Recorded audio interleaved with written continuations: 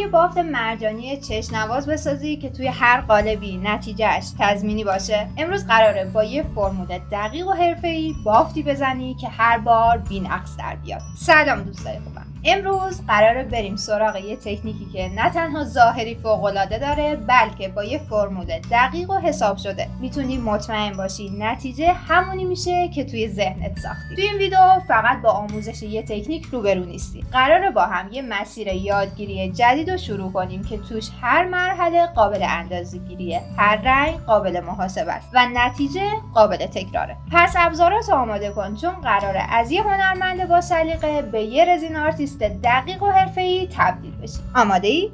بریم سراغش.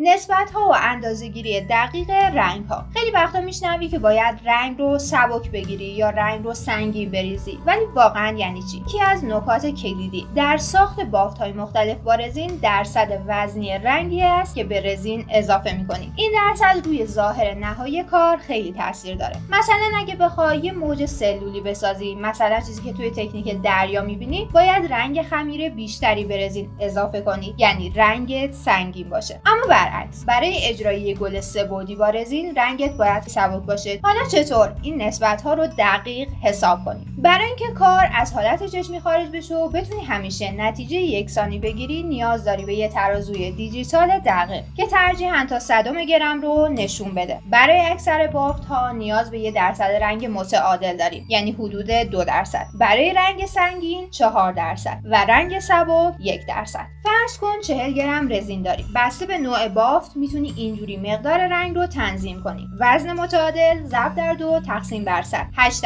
گرم رنگ پودری استفاده کنی، نسبت متعادلی داری. رنگ سنگین ضرب در 4 تقسیم بر 100، یعنی 1.6 گرم رنگ. رنگ سبک فقط تقسیم بر 100، یعنی 4 گرم رنگ. دقت کن این عددها دقیق نیستن، ولی بهت یه دید میدن که بدونی حدوداً چقدر رنگ نیاز داری. بعد با آزمون و خطا میتونی اون بافت خاص و دلخواه خودتو پیدا کنی. تعیین مقدار رزین مورد نیاز برای هر رنگ. رزین مورد نیاز و نصفش هاردنر رو خوب با هم مخلوط میکنن. بافت مرجانی بافتیه که در واقع کف قالب ما ایجاد میشه، پس ما باید بر اساس قطر قالبی که داریم رنگ هامون رو جدا کنیم. این یعنی مثلا اینجا که قالب من قطر 20 سانت داره، برای اینکه من یه لبه رنگ دور تا دورش بریزم به حدود 20 گرم رزین نیاز دارم. بسته به اینکه بخوای این ضخامت بیشتر یا کمتر باشه، میتونی وزن رزین رو کم یا زیاد کنی. توی این تکنیک به اولین رنگی که نیاز داریم رنگ پودری صدفیه. چون من میخوام قطر رنگی دور قالبم نازک باشه،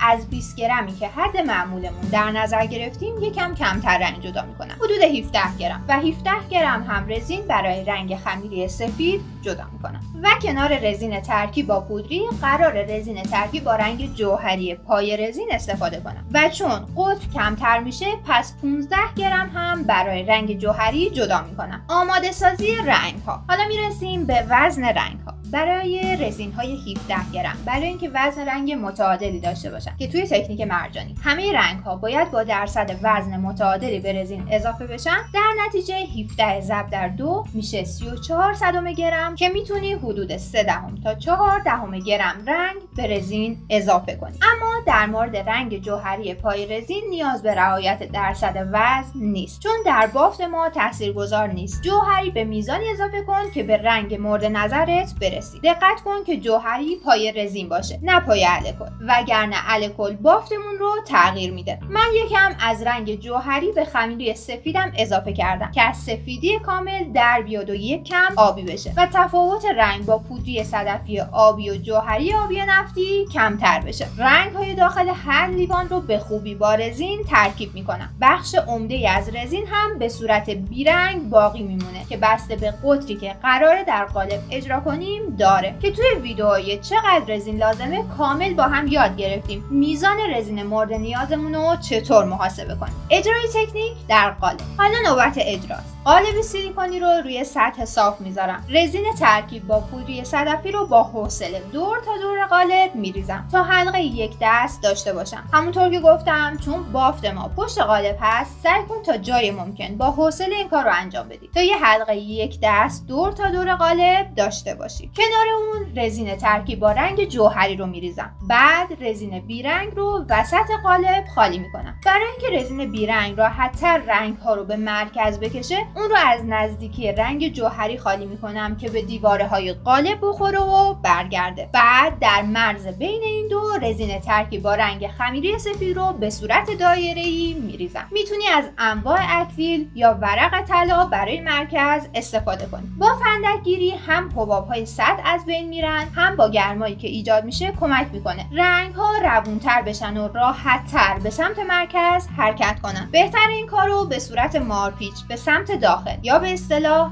حلزونی انجام بدید و چند بار فندکگیری رو با فاصله چند دقیقه تکرار کنید تا روی سطح رگه های بافت ایجاد بشه. اینجوری مطمئن میشی که پشت قالب هم بافت مورد نظر تشکیل شده. خشک شدن و مونتاژ نهایی. اجازه میدم رزینم کامل خشک بشه. دقت کن چون قراره رزین رو برای جای دسته شیرینی خوری سوراخ کنیم، بهتره به رزین زمان بیشتری بدیم تا کیورینگ تایمش رو طی کنه و پختش کامل بشه. معمولا رزین بعد 24 ساعت ظاهرش کامل خشکه، اما فرایند پخت داخل رزین کامل نشده و در حدهای بالا به رزین حتی تا 1 هفته استراحت میدن، بعد پرداخت روی رزین انجام میشه. مواردی مثل برش، سنباده یا پولیش. من بعد از 72 ساعت رزین رو از قالب جدا کردم. مرکز ظرف رو برای جاگذاری دسته با فرز مینیاتوری سوراخ میکنم. میتونی این کار رو با دریل انجام بدی یا اگه این وسایل در دسترست نبود با یه پیشگوشتی که با حرارت داغش کردی هم میتونی این کار رو انجام بدی. فقط حواست باشه این کار رو در فضای باز حتما انجام بدی چون دود ناشی از سوختن رزین سمیه. برای استفاده از دریل حتما موارد ایمنی مثل ماسک و دستکشو فراموش نکن